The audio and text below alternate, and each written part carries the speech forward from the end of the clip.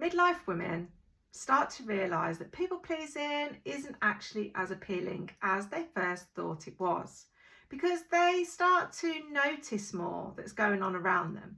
They start to recognise that actually they don't want their stress levels to be as high as they are. They don't want to feel resentful. They don't want to keep giving for others and using all their energy, because they want to be more calm and at peace. So we wasn't born a people pleaser. It was something that we learned, and it was something that we became because we felt that it was the best way to get seen, to get heard, to get loved, to get connection with people, because we all want that connection. And when we go way back to our childhood, what made us become a people pleaser? How were our parents showing up for us? How were people that are around us showing up for us? And what made us decide that we had to give that little bit of extra that other people weren't giving?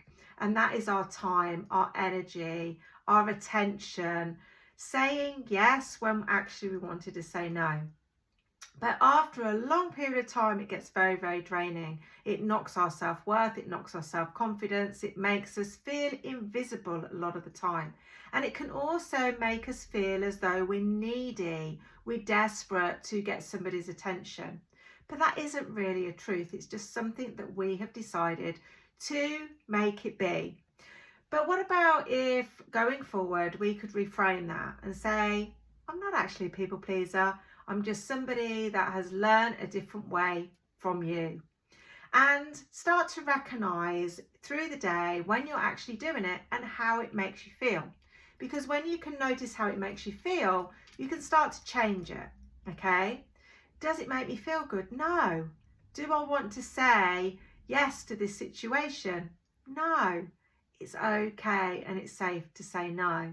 So people pleasing is not kindness. It's self-abandonment in disguise. Why are you abandoning you? Because you are important. You matter.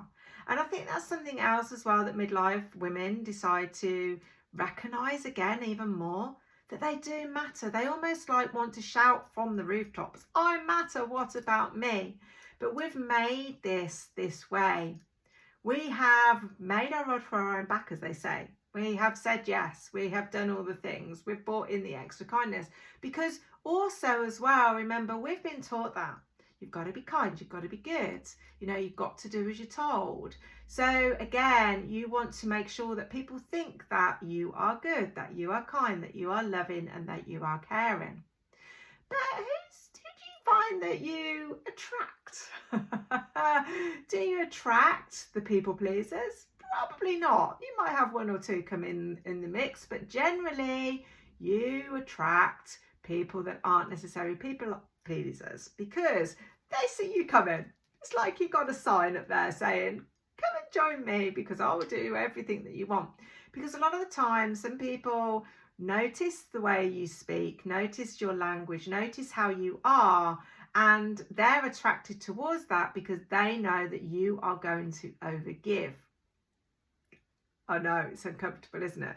So what you've actually been doing is you've been trying to feel safe, you've been trying to be accepted, and you've also been trying to avoid rejection, because let's face it, none of us want to feel rejected. But what happens is when you're a people pleaser, you constantly feel rejected too, because it's like you attract those people that maybe also are emotionally unavailable. So after a while, you feel like you're just in the background. You feel abandoned. You feel like they would rather spend their time doing something else rather than being with you. And because time is really important to you, this hits hard, okay? So I'm just going to have a look at my notes so that I don't miss anything. So instead of saying I'm a people pleaser, why can't you say, like I said, I've learned to prioritise others to feel safe, but I can learn something new. And that's what it's about, learning something new. We wasn't born with it, so we can change it. It's a thought, and a thought can be changed. So instead of saying or thinking, I have to say yes, say, I feel uncomfortable saying no, but I'm allowed to. You are allowed to say no, and it doesn't have to be attached to justification. Whole script as to why you're saying no.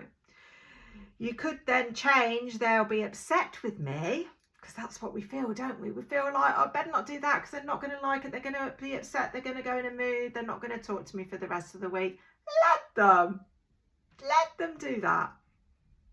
You are allowing otherwise for them to have control. So you could say they are allowing they are allowed their feelings and I'm allowed mine. Because why are you not allowed to feel how you want to feel? Why is it always about them?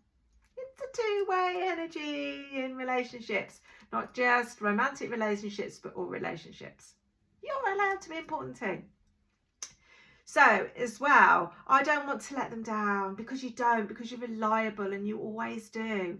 But why don't you reframe this to say, I don't want to abandon myself anymore. Simple as that. You've got to be able to start to notice. When you start to notice, you acknowledge. When you acknowledge, you can take ownership for the part that you're playing. When you take ownership, you can take the action. And when you take the action, then you then can get in the mindset of, I'm going to maintain this because now I feel so much better within myself. Okay? So you're not here to manage everybody's emotions. You're here to honor your own. Okay?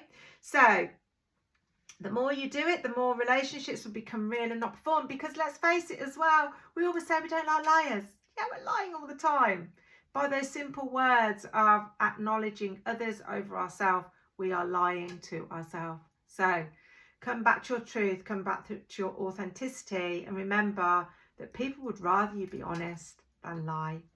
So if you have liked what I've just said, please share in the comments where you sit with being a people pleaser. Has it affected you all your life? Have you been this way since a child because of the way that you were brought up? And do you notice as well that you do this more around certain people than others? Who can you stand up and say no to, and who do you find it hard to? I would love to know.